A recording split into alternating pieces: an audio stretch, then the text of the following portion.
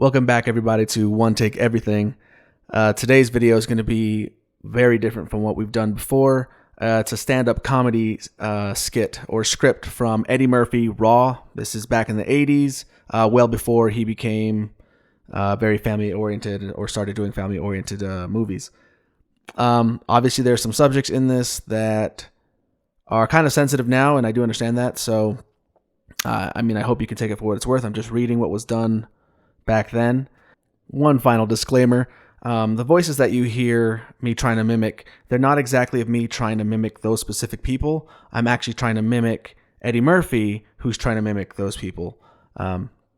Just a little fun tidbit of information. With that, let's get started, and I hope you enjoy it. Don't let the lights and cameras throw y'all. We filming a movie here tonight, and y'all gonna be in the shit. Except, only I'm getting paid for the motherfucker. Every now and then, I take a joke a little too far. That's why I haven't really been on the road these last 3 years. Did y'all see Delirious? In Delirious, I was making fun out of a lot of entertainers too. That's when I got scared. I did some jokes about Mr. T. And Mr. T was gonna fuck Ed up. He was. And I was scared because y'all seen Mr. T. He don't look like, like he can't fight. He looks like he can whoop some ass, right? And I was petrified. I would walk at parties and people say, "Yo, man, Mr. T was here just looking for you." He's walking up to people saying, "I'm going to whoop Eddie Murphy's ass when I see him." Then I watched his show because I didn't know him, to see what kind of guy he was. And the character on the show ain't too bright. So I figured if he came up to me, I could use some Jedi mind trick on him. Like, Mr. T would go up and said, "I heard you been talking some shit about me." "No, you didn't." "Maybe I didn't." "I'm going to beat up the fool that told me them lies." I'd be at parties. Here he was looking for me. I would just leave. I don't want to fight Mr. T.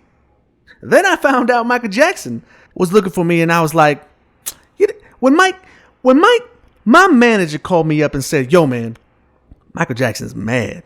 I was like, "So?" Because I fucked Mike up. Mike don't weigh but $105, I bust that ass on Mike. I was looking for him, but my manager said, we don't know everything about Michael. He might be a badass motherfucker behind closed doors. He's a recluse. Behind closed doors, he might be completely different. And I'd be at a party, and have Michael walk up to me and just be like this. "Can I talk to you for a minute?" "Yeah, what's your motherfucking problem, man? Well, how come you keep fucking with me, huh? What's all the motherfucking jokes? You don't like my clothes? I'm motherfucking Michael Jackson. I will bust your ass, motherfucker. Get the fuck out of my motherfucker. I will moonwalk all up and down your ass, motherfucker. You mind your motherfucking business. I hear some more shit. I'm gonna shove this glove up your ass. See you later." And then he'll moonwalk away. He'll moonwalk backwards. You know what? That is the dumbest move.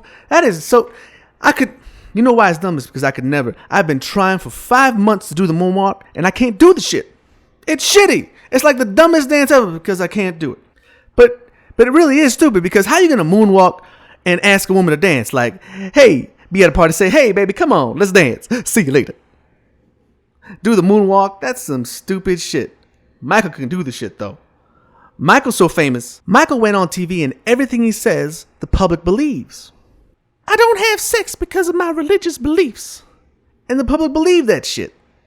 Believed it. Ate it up. I know brothers was like, "Get the fuck out of here, man." And white people go, "That's Michael Jackson. A special kind of guy. He's special. He's good, clean, and wholesome." Y'all believe it. Y'all didn't get mad when it took Brooke Shields to the Grammys. Nobody white said shit. And Brooke Shields is the whitest woman in America.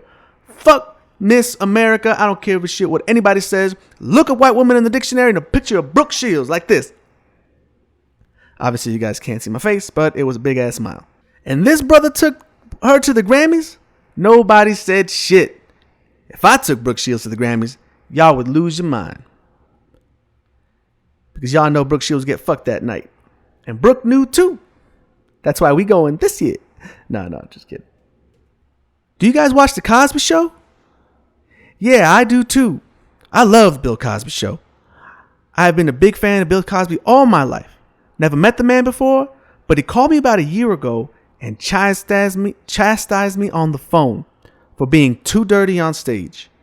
It was real weird because I had never met him, and he just thought that he should call me up because he was Bill and tell me that he did about what comedy is all about.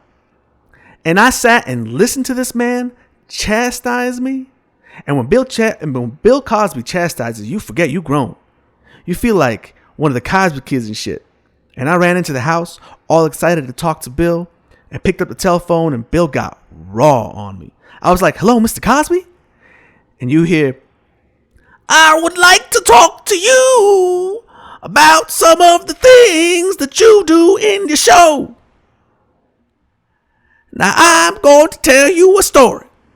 He's always tells you stories. "I would like to tell you a story. I have 5 children. 1, 2, 3, 4, 5. 5 children.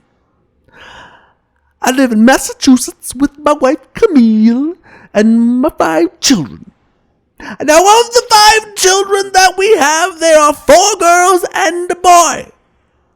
The boy's name is Enos, and he loves everything you do. He comes home from school the other day with a big smile on his face, and my son looks just like me. He walks through the door looking at me with this big smile, and I cannot resist because it's such a beautiful smile. And he walks up and says, and I say, 'What are you smiling about?'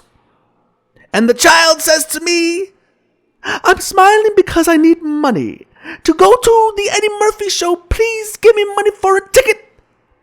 Now, if the child is smiling this way because he needs money for a ticket, I have to give him money for a ticket.